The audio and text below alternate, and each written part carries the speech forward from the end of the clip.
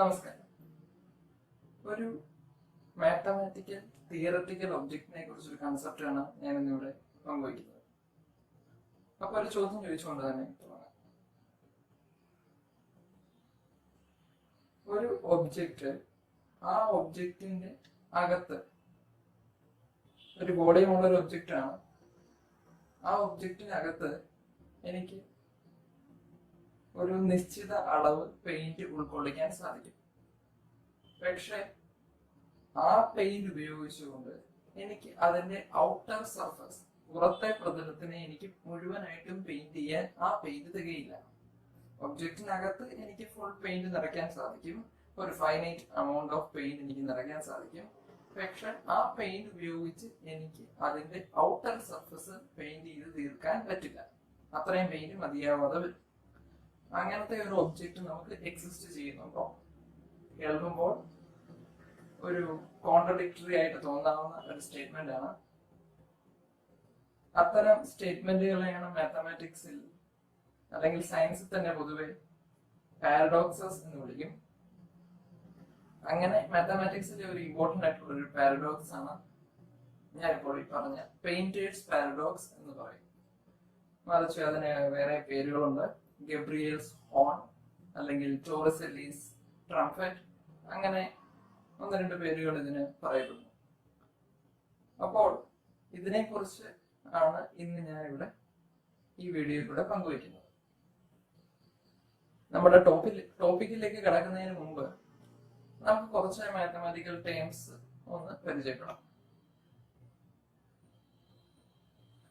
ആദ്യമായിട്ട് തന്നെ finite and infinite, ഈ രണ്ട് വാക്കുകൾ ഇവിടെ ഭയങ്കര പ്രധാനമുണ്ട്.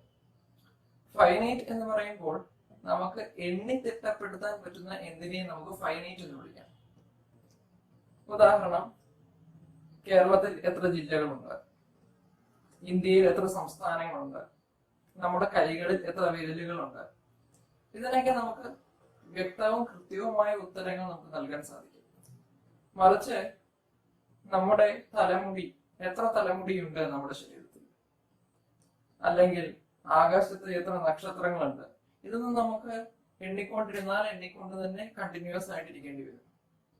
ഒരിക്കലും തീരാൻ സാധ്യതയില്ലാത്ത കാര്യങ്ങളാണ്.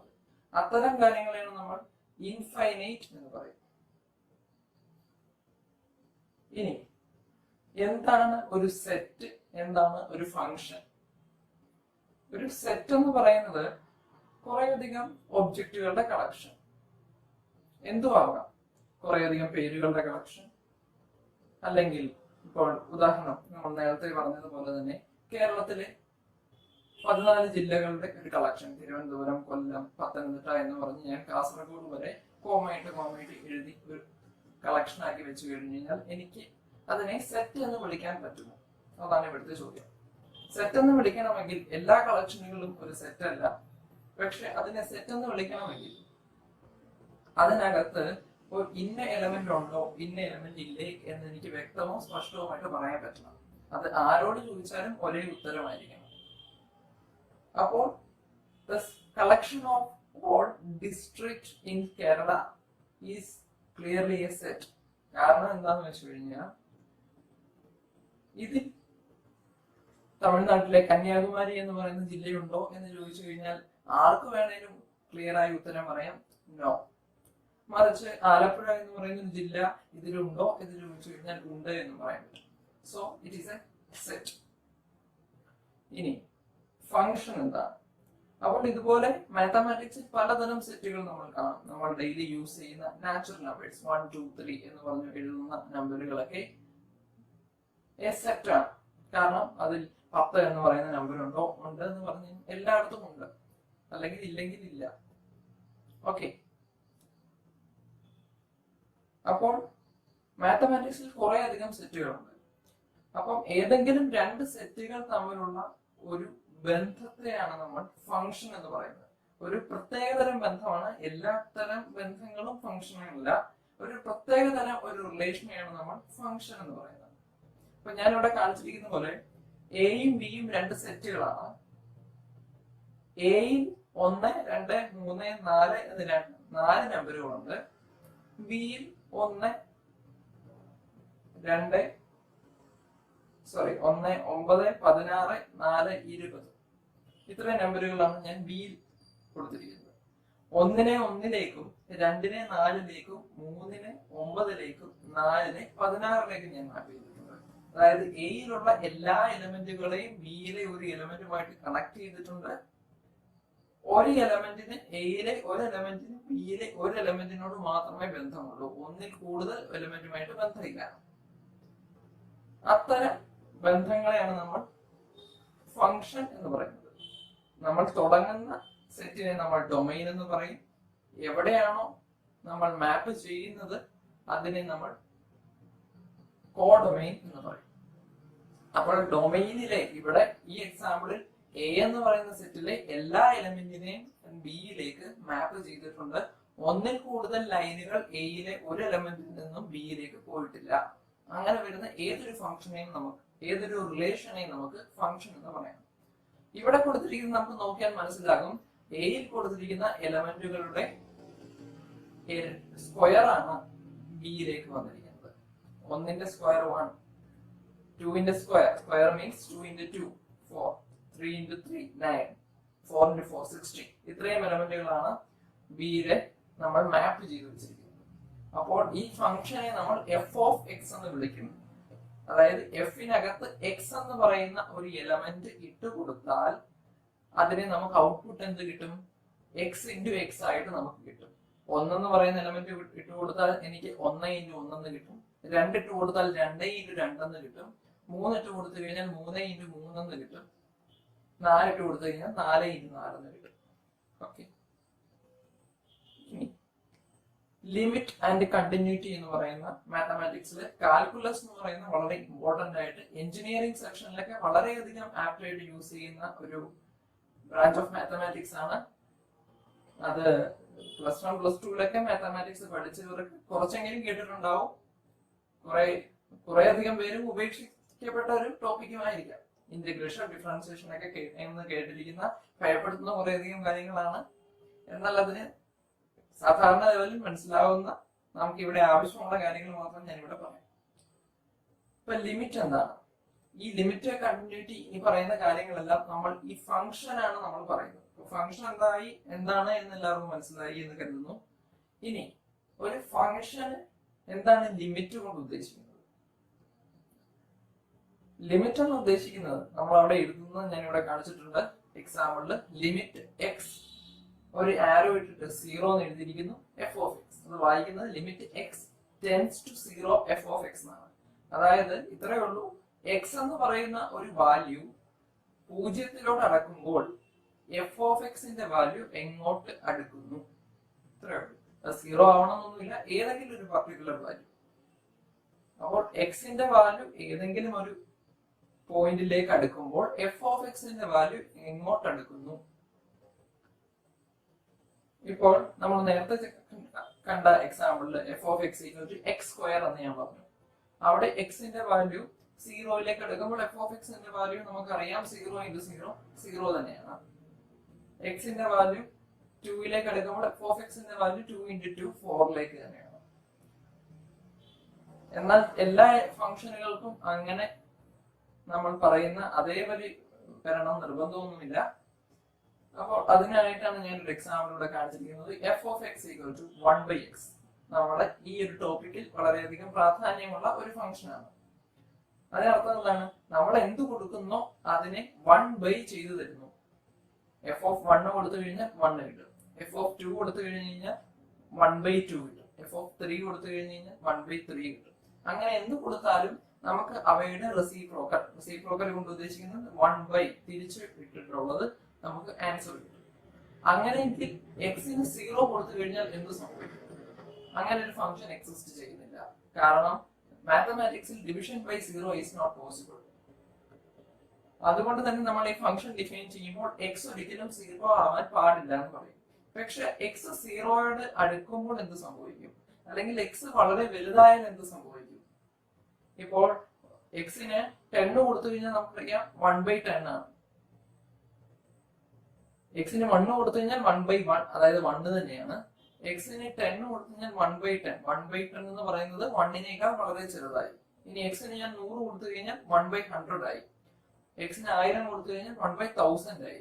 അതായത് എക്സിന്റെ വാല്യൂ എത്രമാത്രം വലുതായി പോകുന്നോ എഫ് ഓഫ് എക്സിന്റെ വാല്യൂ അത്രമാത്രം ചെറുതായി പോകുന്നു എന്നാണ് നമുക്ക് ഇന്ന് മനസ്സിലാക്കുന്നത്.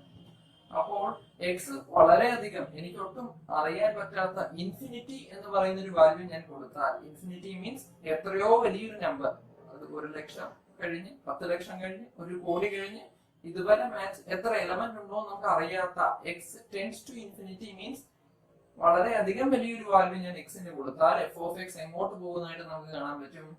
0ലേക്ക് പോകുന്നതായിട്ട് നമുക്ക് കാണാൻ പറ്റും. നിങ്ങൾ കാൽക്കുലേറ്ററിൽ എടുത്തിട്ട് 1/10ന്റെ വാല്യൂ നോക്കുക, 1/100ന്റെ വാല്യൂ നോക്കുക, 1/1000ന്റെ വാല്യൂ നോക്കുക, 1/10,000 നോക്കുക, 1/1,00,000 നോക്കുക.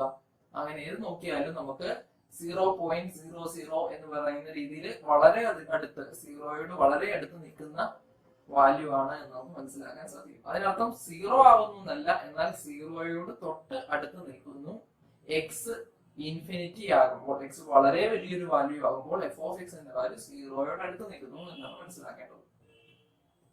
ഇനി കണ്ടിന്യൂറ്റി എന്ന് പറയുന്നത്, എല്ലാ ഫംഗ്ഷനുകളും കണ്ടിന്യൂസ് ആണ് എന്ന് എനിക്ക് പറയാൻ പറ്റില്ല.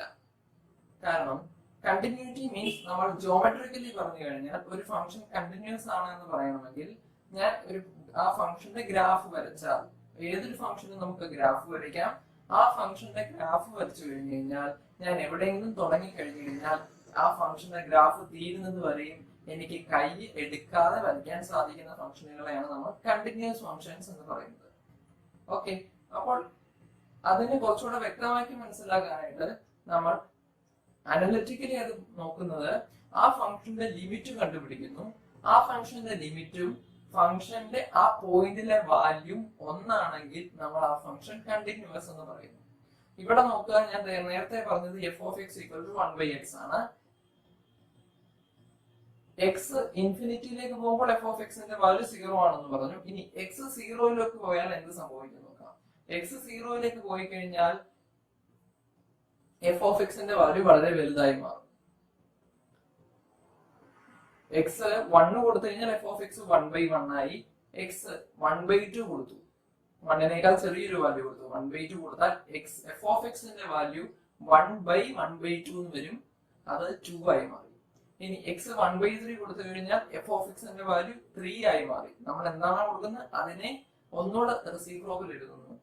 ഇനി എക്സ് 10 കൊടുത്തു കഴിഞ്ഞാൽ 1/10 കൊടുത്തു കഴിഞ്ഞാൽ എഫ് ഓഫ് എക്സിന്റെ വാല്യൂ 10 ആയി മാറി. അങ്ങനെ എക്സിന്റെ വാല്യൂ 0യോട് അടുത്തുകൊണ്ടിരിക്കുമ്പോൾ എഫ് ഓഫ് എക്സിന്റെ വാല്യൂ വളരെ വലിയൊരു വാല്യൂ ആയി മാറുന്നു, ഇൻഫിനിറ്റി എന്ന് പറയുന്ന വാല്യൂയിലേക്ക് പോകുന്നു. ഈ എഫ് എന്ന് പറയുന്നത് 0യിൽ ഡിഫൈൻഡ് അല്ലാത്തത് കൊണ്ട് ഈ എഫ് എന്ന് പറയുന്ന f of X equal to 1/x എന്ന് പറയുന്ന ഫംഗ്ഷൻ 0യിൽ കണ്ടിന്യൂസ് അല്ല എന്ന് നമ്മൾ പറയും. ഇനി എന്താണ് ഡെറിവേറ്റീവ്? ഒരു ഫംഗ്ഷന്റെ rate of change with respect to ഒരു വേരിയബിൾ. റേറ്റ് ഓഫ് ചേഞ്ച് എന്ന് ഉദ്ദേശിക്കുന്നത് നമ്മൾ ഒരു ഫംഗ്ഷന്റെ ഇപ്പോൾ ഡിസ്പ്ലേസ്മെന്റ് എന്ന് പറയുന്നത് ഒരു വ്യക്തി ഒരിടത്ത് നിന്ന് സ്റ്റാർട്ട് ചെയ്തിട്ട് ഒരു പർട്ടിക്കുലർ സ്ഥലത്തേക്ക് യാത്ര ചെയ്തു, കാറിലാണ് എന്നിരിക്കട്ടെ. ആ വ്യക്തി കാറിൽ യാത്ര ചെയ്യുമ്പോൾ നമ്മൾ എപ്പോഴും കേട്ടിട്ടുള്ള ഒന്നാണ്, ഇപ്പോൾ 60 km/h, ഒരു മണിക്കൂറിൽ 60 km ആണ് അയാളുടെ വെലോസിറ്റി എന്ന് നമ്മൾ പറയും. അതാണ് rate of change of displacement എന്ന് പറയുന്നത്. അയാൾ ഒരു മണിക്കൂറിൽ എത്ര സഞ്ചരിച്ചു, ഒരു മണിക്കൂർ കൊണ്ട് അയാൾക്ക് എത്ര സഞ്ചരിക്കാം, അങ്ങനെ വിത്ത് റെസ്പെക്ട് ടു ടൈം നമ്മൾ ഇയാൾ സഞ്ചരിച്ച ഡിസ്പ്ലേസ്മെന്റിനെ അല്ലെങ്കിൽ ഡിസ്റ്റൻസിനെ നമ്മൾ കണ്ടുപിടിക്കുന്നതിനെയാണ് നമ്മൾ rate of change of displacement എന്ന് പറയും. അതിനെ വെലോസിറ്റി എന്നൊക്കെ നമ്മൾ ഫിസിക്സിൽ പറയും. അപ്പൊ മാത്തമാറ്റിക്സില് ഇതുപോലെ പല ഫംഗ്ഷൻസ് ഉണ്ട്. അങ്ങനെ ഏതൊരു ഫംഗ്ഷന്റെയും റേറ്റ് ഓഫ് ചേഞ്ച് കണ്ടുപിടിക്കുന്നതിനെയാണ് നമ്മൾ ഡെറിവേറ്റീവ് എടുക്കുക എന്ന് പറയുന്നത്. ഓക്കെ, ഇവിടെ ഞാനൊരു ഫംഗ്ഷൻ കൊടുത്തിട്ടുണ്ട്, അതിന്റെ ഗ്രാഫ് ഒക്കെ കൊടുത്തിട്ടുണ്ട്. അപ്പൊ ഡെറിവേറ്റീവിനെ നമ്മൾ സൂചിപ്പിക്കാൻ ഉപയോഗിക്കുന്നതാണ് dy dx എന്ന് പറയുന്ന നൊട്ടേഷൻ. എന്താണ് ഇന്റഗ്രൽ? ഡെറിവേറ്റീവ് എന്ന് പറയുന്നത് വളരെ ഒരു ഫംഗ്ഷന്റെ വാല്യൂസിനെ വളരെ ചുരുക്കി കൊണ്ടുവന്ന് ചെറിയൊരു ഇന്റർവെല്ലിൽ നമ്മൾ നോക്കുന്നതിന് ആണ് നമ്മൾ ഡെറിവേറ്റീവ് എന്ന് ഉദ്ദേശിക്കുന്നത്. ഇന്റർവെൽ എന്ന് പറയുന്നത് ഒരു ഫംഗ്ഷന്റെ ഗ്രാഫ് വരച്ചു കഴിഞ്ഞു കഴിഞ്ഞാൽ ആ ഗ്രാഫിന്റെ ഏരിയ അണ്ടർ ദാറ്റ് കർവ്. ഞാനിപ്പോ ഇവിടെ എസ് എന്ന് പറയുന്ന ചിത്രത്തിൽ കാണിച്ചിട്ടുണ്ട്. ആ എസ് എന്ന് പറയുന്നത് നമ്മൾ മുകളിൽ ഒരു കർവ്ഡ് ആയിട്ട് ഒരു ഗ്രാഫ് വരച്ചിട്ടുണ്ട്. ആ ഗ്രാഫിന്റെ താഴോട്ടുള്ള അത്രയും ഏരിയയാണ് നമ്മൾ എന്ത് പറയുന്നത്, ഇന്റഗ്രൽ എന്ന് പറയുന്നത്. ഇപ്പൊ ഇന്റഗ്രൽ ഡിനോട്ട് ചെയ്യുന്നത് ഒരു എസ് പോലെ വലിയൊരു നൊട്ടേഷൻ ഉണ്ട്. അത് വായിക്കുന്നത് integral A to B F of x d x എന്നാണ്. അപ്പോൾ എ മുതൽ ബി വരെ ഏതെങ്കിലും ഒരു പോയിന്റ് ആകാം, 0 മുതൽ 1 വരെ, അങ്ങനെ ഏതെങ്കിലും രണ്ട് പോയിന്റുകൾ തമ്മിലുള്ള ആ ഗ്രാഫിന്റെ area under that curve is called integral എന്ന് പറയും. ഇനി ഒരു ഫംഗ്ഷന്റെ ഇന്റഗ്രലാണ് ക്യാപിറ്റൽ എഫ് ഓഫ് എക്സ് എന്ന് പറയണമെങ്കിൽ പറഞ്ഞാൽ നമുക്ക് integral A to B F of X എന്ന് പറയുന്നത് F of B minus F of A എന്ന് പറയാം. Capital F of B minus capital F of A. അവിടെ D X integral F of X into D X എന്ന് ഉദ്ദേശിക്കുന്നത് വിത്ത് respect to X എന്ന് ഉദ്ദേശിക്കാൻ മാത്രമാണ്. Just മാത്തമാറ്റിക്സിൽ വേരിയബിളുകൾ കൊണ്ട് ഉദ്ദേശിക്കുന്നത് അതിന് ഏത് വാല്യൂ വേണമെങ്കിലും ആ ഫംഗ്ഷൻ ഡിഫൈൻ ചെയ്തിരിക്കുന്ന ഡൊമൈനിലെ ഏത് വാല്യൂ വേണമെങ്കിലും നമുക്ക് കൊടുക്കാം. അതിനാണ് നമ്മൾ മാത്തമാറ്റിക്സിൽ വേരിയബിൾ കൊണ്ട് ഉദ്ദേശിക്കുന്നത്. ഇവിടെ ഞാൻ എക്സ് എന്ന് പറയുന്ന ഒരു വേരിയബിൾ കൊടുത്തുകൊണ്ട് d x with respect to x ആണെന്ന് കാണിക്കാൻ വേണ്ടിയാണ് ഡി എക്സ് കൊണ്ട് ഉദ്ദേശിക്കുന്നത്. ഇനി ലോഗരിതം ടേബിൾ ഒക്കെ ഓൾമോസ്റ്റ് എല്ലാവരും കണ്ടിട്ടുണ്ടാവും. അപ്പൊ ലോഗരിതം എന്ന് പറയുന്നത് നമ്മളിപ്പോ ലോഗരിതം ടു ദ ബേസ് 10, അതിനൊരു ബേസ് വെച്ചാണ് നമ്മളെപ്പോഴും ലോഗരിതം പറയുന്നത്. ലോഗരിതം ടു ദ ബേസ് 10 കൊണ്ട് ഉദ്ദേശിക്കുന്നത്, ഇപ്പോൾ ഞാൻ ഒരു എക്സാമ്പിൾ പറഞ്ഞിട്ടുണ്ട്, logarithm to the base 10 of 1000 equal to 3 ആണ്. അതിനർത്ഥം 10നെ ഏത് നമ്പറിന്റെ പവറിൽ ചെയ്തു കഴിഞ്ഞാൽ നമുക്ക് 1000 കിട്ടും. 3 ആണ്. So logarithm to the base 10 of 1000 equal to 3. അതുപോലെ നാച്ചുറൽ ലോഗരിതം ഉണ്ട്. അതായത് ഇ എന്ന് പറയുന്ന മാത്തമാറ്റിക്സിൽ ഒരു കോൺസ്റ്റന്റ് ആണ്, വളരെ വലിയൊരു വാല്യൂ ആണ്, ഞാൻ എഴുതിയിട്ടുണ്ട്. അങ്ങനെ ആ ബേസ് വെച്ച് നമുക്ക് പറയാൻ പറ്റും. അങ്ങനെ മാത്തമാറ്റിക്സിൽ ഏത് ബേസ് വെച്ച് നമുക്കൊരു ലോഗരിതം പറയാനായിട്ട് പറ്റും. ലോഗരിതം ടേബിൾ, ക്ലർക്സ് ടേബിൾ ഒക്കെ നിങ്ങൾ കണ്ടിട്ടുണ്ടാവും. അടുത്തത് ഞാൻ ഈ വീഡിയോയിൽ യൂസ് ചെയ്യുന്ന കുറച്ചധികം ഇക്വേഷനുകളാണ് ഞാൻ എഴുതിയിരിക്കുന്നത്. ഒരു area of a surface generated by a graph f of x. F of X എന്ന് പറയുന്ന ഒരു കർവ്, ഒരു ഗ്രാഫ്, ഏതെങ്കിലും ഗ്രാഫ് ആവാം. ആ ഗ്രാഫ് വെച്ച് ഉണ്ടാക്കിയിരിക്കുന്ന ഒരു സർഫസ്, അതൊരു 3 ഡയമെൻഷണൽ ഒബ്ജക്റ്റ് ആവാം. ആ ഒരു ഒബ്ജക്റ്റിന്റെ സർഫസ് ഏരിയ എന്താണെന്നുള്ളതിന്റെ ഇക്വേഷൻ ആണ് integral A to b 2 pi y. y കൊണ്ട് ഇവിടെ ഉദ്ദേശിക്കുന്നത് എഫ് ഓഫ് എക്സ്. എന്താണ് ആ ഫംഗ്ഷന്റെ ഇക്വേഷൻ? ഇപ്പൊ f of X equal to 1/x ആണെങ്കിൽ ആ y യുടെ സ്ഥാനത്ത് 1/x വരും. 2 pi y into root of 1 plus dy by dx the whole square with respect to x dx. dy by dx എന്ന് ഉദ്ദേശിക്കുന്നത് ഡെറിവേറ്റീവ് ആണ്. അതുപോലെ തന്നെ വോളിയത്തിന്റെ ഇക്വേഷൻ ഉണ്ട്, pi into integral A to B F of x the whole square dx. ഇനി 2-3 നമ്മൾ generally അറിഞ്ഞു വെക്കേണ്ട +2 ക്ലാസ്സുകളിലൊക്കെ എല്ലാവരും പഠിച്ചിട്ടുള്ളതാവാം. ഒന്നുകൂടെ ഞാൻ ഓർമ്മിപ്പിക്കുന്നു. ഇന്റഗ്രൽ 1/x dx എന്താണെന്ന് വെച്ച് കഴിഞ്ഞാൽ log x ആണ്. 1/x എന്ന് പറയുന്ന കർവിനെ എനിക്ക് അതിന്റെ അടിയിലുള്ള ഏരിയ കണ്ടുപിടിക്കണമെങ്കിൽ log x ആണ്. log x ഞാൻ അതിന് കറസ്പോണ്ടിങ് ആയിട്ടുള്ള വാല്യൂസ് കൊടുത്തു കഴിഞ്ഞാൽ എനിക്ക് അതിന്റെ area under that curve 1/x കിട്ടും. അതുപോലെ തന്നെ integral 1/x² dx is equal to -1/x ആണ്. Integral 1 to infinity f of x dx കണ്ടുപിടിക്കാനായിട്ട് 1 മുതൽ ഇൻഫിനിറ്റി വരെ ഏതോ വലിയൊരു വാല്യൂ വരെ എനിക്കൊരു കർവിന്റെ അടിയിലുള്ള ഏരിയ കണ്ടുപിടിക്കണമെങ്കിൽ അതിന് പകരം 1 മുതൽ ആ ഒരു പൊസിഷനിൽ ഏതെങ്കിലും ഒരു പർട്ടിക്കുലർ പോയിന്റ് ഞാൻ ഫിക്സ് ചെയ്യുക, t എന്ന് ഞാൻ വിളിച്ചു. 1 മുതൽ ഇൻഫിനിറ്റി വരെ ആണെങ്കിൽ 1, 2, 3 അങ്ങനെ ഇൻഫിനിറ്റി വരെ നീണ്ടു പോകുന്നു. ഞാൻ പർട്ടിക്കുലർ 10 അല്ലെങ്കിൽ 100 ഏതെങ്കിലും ഒരു പർട്ടിക്കുലർ വാല്യൂ ഞാൻ ഫിക്സ് ചെയ്യുന്നു, t. 1 മുതൽ t വരെ എനിക്ക് ഇന്റഗ്രേറ്റ് ചെയ്തതിനു ശേഷം ആ ടിനെ ഇൻഫിനിറ്റിയിലോട്ട് പോകുമ്പോൾ ഫംഗ്ഷൻ എങ്ങോട്ട് പോകുന്നു നോക്കിയാൽ മതി. അതാണ് limit t tends to infinity കൊണ്ട് ഉദ്ദേശിച്ചിരിക്കുന്നത്. ഇനി നമ്മുടെ ടോപ്പിക്കിലേക്ക് വരാം. ഗബ്രിയൽ സോൺ അല്ലെങ്കിൽ ടോറിസെല്ലിസ് ട്രംപറ്റ്. ചിത്രത്തിൽ കാണിച്ചിരിക്കുന്ന ഒരു അപ്രോക്സിമേറ്റ് ഫിഗർ ആണ്. നീളം ഒരു ഫൈനൈറ്റ് നീളം അല്ല അതിന്. അതാണ് നമ്മുടെ ടോറിസെല്ലിസ് ട്രംപറ്റ് കൊണ്ട് ഉദ്ദേശിക്കുന്നത്. അതിന് ഞാൻ പറഞ്ഞതുപോലെ ഫൈനൈറ്റ് വോളിയവും ഇൻഫൈനൈറ്റ് സർഫസ് ഏരിയയുമുള്ള ഒരു ഒബ്ജക്റ്റ് ആണ്, ഒരു മാത്തമാറ്റിക്കൽ തിയററ്റിക്കൽ ഒബ്ജക്റ്റ് ആണ് ഗബ്രിയൽ സോൺ. അതുകൊണ്ട് തന്നെ അതിനകത്ത് എനിക്ക് ഫൈനൈറ്റ് വോളിയം ഓഫ് പെയിന്റ് നമുക്ക് കൺക്ലൂഡ് ചെയ്യാൻ പറ്റും. പക്ഷെ ആ പെയിന്റ് ഉപയോഗിച്ചുകൊണ്ട് എനിക്ക് അതിന്റെ സർഫസ് മുഴുവനായിട്ട് പെയിന്റ് ചെയ്യാൻ സാധിക്കില്ല എന്നതാണ് ഇവിടുത്തെ ഒരു പാരഡോക്സിക്കൽ കൺസെപ്റ്റ്. അപ്പൊ അതെങ്ങനെ വരുന്നു എന്ന് നമുക്ക് മാത്തമാറ്റിക്കലി നോക്കാം. എന്താണ് സോളിഡ് ഓഫ് റെവല്യൂഷൻ എന്താണെന്ന് നമുക്കൊന്ന് മനസ്സിലാക്കാം. F of X equal to 1/x എന്ന് പറയുന്ന ഒരു കർവ് ഞാൻ പറഞ്ഞു, ഒരു ഫംഗ്ഷൻ ഞാൻ പറഞ്ഞു. ആ ഫംഗ്ഷന്റെ ഗ്രാഫ് ആണ് ഞാൻ ഫസ്റ്റ് വരച്ചിരിക്കുന്ന ഒരു കർവ്ഡ് ആയിട്ട് വന്നിരിക്കുന്ന ആ ഫംഗ്ഷൻ ഫസ്റ്റ് വരച്ചിരിക്കുന്നത് F of X equal to 1/xന്റെ ഗ്രാഫാണ്. എല്ലാവർക്കും F of X equal to 1/xന്റെ വാല്യൂസ് നോക്കിയാൽ മനസ്സിലാകും. വലിയ വലിയ വാല്യൂസ് പോകുമ്പോൾ ആ ഫംഗ്ഷന്റെ വാല്യൂ എങ്ങോട്ട് എടുക്കുന്നു ഞാൻ പറഞ്ഞു, സീറോയിലേക്ക് എടുക്കുന്നു. അത് തന്നെയാണ് ഇവിടെ കാണിച്ചിരിക്കുന്നത്. താഴത്തെ വര ലൈൻ സ്ട്രെയിറ്റ് ലൈൻ കാണിച്ചിരിക്കുന്നത് എക്സ് ആക്സിസ് ആണ്.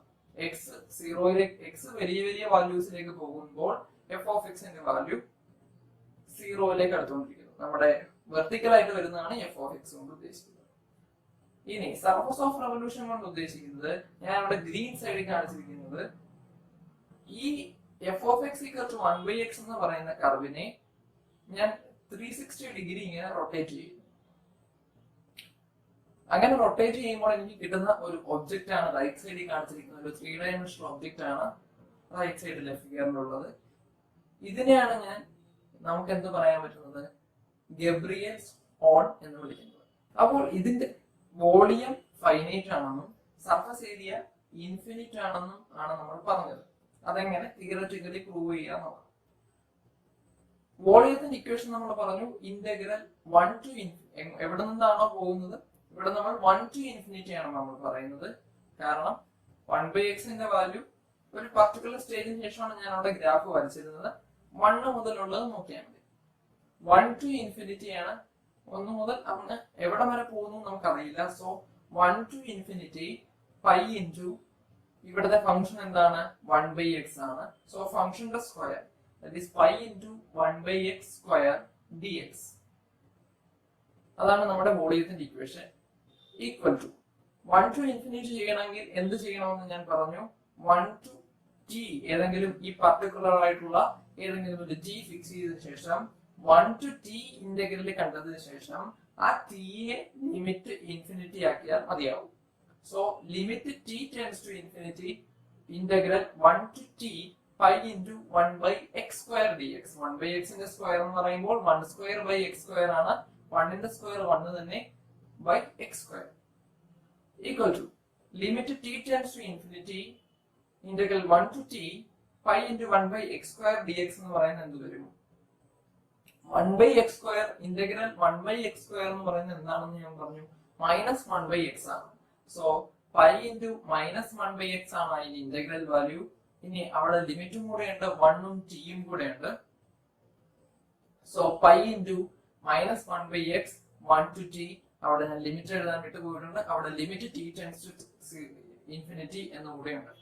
Limit t tends to infinity pi into -1/x 1 to t. ഇതാണ് അവിടുത്തെ ലിമിറ്റ്. നേരത്തെ പറഞ്ഞതുപോലെ limit F of X equal to integral F of X equal to capital F of X ആണെങ്കിൽ integral A to B F of X എന്ന് പറയുന്നത് F of B minus F of A ആണ്. അതിന്റെ മുകളിലത്തെ upper limit എന്നും താഴത്തെ A നമ്മൾ lower limit എന്നും പറയുന്നു. ഇവിടെ ടിയും 1ഉം ആണ്. T is the upper limit and 1 is the lower limit. So limit t tends to 0 infinity pi into -1/t minus -1/1. എക്സിന് പകരം ആദ്യം ടി കൊടുക്കുക, പിന്നെ എക്സിന് പകരം 1 കൊടുക്കുക. -1/t minus -1/1. ഇനി അതെന്ത് വരും നോക്കാം. പൈ ഇൻറ്റു പൈ നമുക്ക് പുറത്തെടുക്കാം. ടി ഉള്ള വേരിയബിൾ ആണ് മാറുന്നത്. സോ പൈ പുറത്ത് നിർത്തിയിട്ട് limit t tends to infinity 1 - 1/t എന്ന് അവിടെ അറേഞ്ച് ചെയ്തതാണ്. മൈനസും മൈനസും കൂടെ പ്ലസ് ആയി -1/t -1 എന്നായിരുന്നു. മൈനസ് മൈനസും 1 ആയി 1 -1/t സോറി 1 -1/t എന്ന് വരും. 1/t എന്ന് പറയുന്നത് മാത്രമാണ് നമ്മൾ അവിടെ t യെ ഡിപ്പെൻഡ് ചെയ്തിരിക്കുന്നത്. സോ 1 -1/t t ഇൻഫിനിറ്റിയിലേക്ക് പോയി കഴിഞ്ഞു കഴിഞ്ഞാൽ 1/t എങ്ങോട്ട് പോകും നമുക്കറിയാം. നമ്മൾ നേരത്തെ 1/x ന്റെ കാര്യം പറഞ്ഞതുപോലെ തന്നെയാണ് 1/x x ഇൻഫിനിറ്റിയിലേക്ക് പോകുമ്പോൾ f of x 0യിലേക്ക് പോകുന്നു. അപ്പൊ ഇവിടെ 1/t യില് t ഇൻഫിനിറ്റിയിലേക്ക് പോകുമ്പോൾ 1/t 0യിലേക്ക് പോകുന്നു. സോ 1 - 0 എന്ന് വരും. അത് 1 ആയി. സോ π × 1 = π എന്ന് കിട്ടി. അപ്പോൾ ഇനി സർഫസ് ഏരിയ നോക്കാം. സർഫസ് ഏരിയയുടെ ഇക്വേഷൻ നമ്മൾ പറഞ്ഞു 2π × ഇന്റഗ്രൽ എവിടെ തൊട്ട് എവിടം വരെയാണോ ഇന്റഗ്രൽ ലിമിറ്റ് കൊടുക്കുക. പിന്നെ നമ്മുടെ ഫംഗ്ഷൻ, ഇവിടെ ഫംഗ്ഷൻ 1/x ആയിരുന്നു. 1/x ന്റെ √1 + 1/x ന്റെ ഡെറിവേറ്റീവ്. 1/x ന്റെ ഡെറിവേറ്റീവ് -1/x² ആണ്. -1/x² dx. x² dx. So integral 1 to ∞ എന്നതായതുകൊണ്ട് തന്നെ നമ്മൾ അവിടെ നേരത്തെ ചെയ്തതുപോലെ തന്നെ ഇന്റഗ്രൽ 1 to t ആക്കുമ്പോൾ limit t tends to infinity കൊടുക്കുന്നു. Equal to limit t tends to infinity 2π × integral 1 to t 1/x × √1 + -1/x² dx എന്നായി. This is greater than or equal to limit t tends to infinity 2π integral 1 to t dx/x എന്നാണ് ഞാൻ എഴുതിയിരിക്കുന്നത്. കാരണം √1 + -1/x² എന്ന് പറയുന്നത് clearly A positive quantity greater than 1. So ഇതൊരു positive quantity greater than 1 ആയതുകൊണ്ട് അത് റിമൂവ് ചെയ്ത് കഴിഞ്ഞ് എഴുതി കഴിഞ്ഞു കഴിഞ്ഞാൽ അത് ഇല്ലാത്ത വാല്യൂ ഇതിനേക്കാൾ ചെറുതായിരിക്കും. So limit t tends to infinity 2π × integral 1 to t 1/x × dx. അതാണ് dx/x എന്ന് എഴുതിയിരിക്കുന്നത്. 1/x × dx = dx/x എന്ന് എഴുതിയിരിക്കുന്നു. ഇത് നേരത്തെ നമ്മൾ പറഞ്ഞിരുന്നു ഇന്റഗ്രൽ 1/x എന്താണ്, log x ആണ് എന്ന് പറഞ്ഞു. So equal to 2π × limit t tends to infinity log x. Limit കൊടുക്കുമ്പോൾ 1 to t കൊടുക്കണം. ഇനി നേരത്തെ പറഞ്ഞതുപോലെ upper limit minus lower limit ചെയ്യണം. അത് log t - log 1 എന്ന് വരും.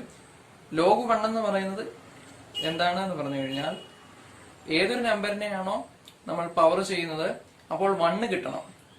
Every number raised to 0 equal to 1 ആണെന്ന് നമുക്കറിയാം. സോ log 1 എപ്പോഴും 0 ആയിരിക്കും. ഒരു മാത്തമാറ്റിക്കലി ഫിക്സഡ് ആയിട്ടുള്ള ഒരു ക്വാണ്ടിറ്റി ആണ്. log 1 is always 0. So log t - log 1 എന്നുള്ളത് log t - 0 എന്ന് വരും.